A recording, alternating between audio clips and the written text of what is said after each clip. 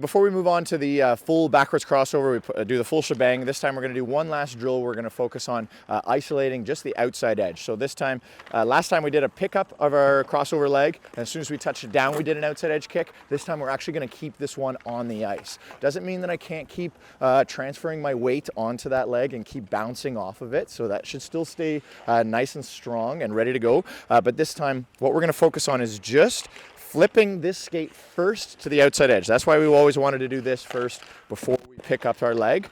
So what we're gonna do is flip to the outside edge. And what will naturally end up happening is this leg, your crossover leg, will want to cross in front, and the outside edge will want to cross behind. And then as soon as it gets to that beautiful spot where you know, okay, all of my weight is situated underneath my leg, and boom, I can do my outside edge kick. So this is a really important thing.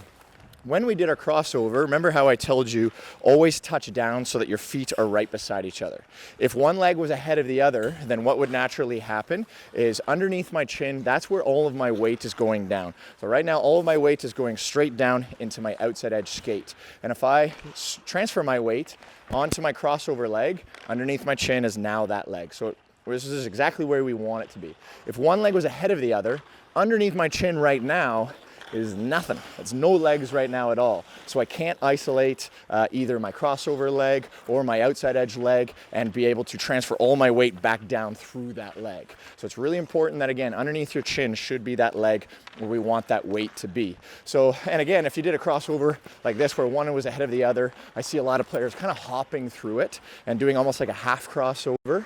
So to do the full crossover, we should just be doing it nice and slow to begin and just focusing on the technique. And again, the most important thing of the technique is that the legs finish right beside each other.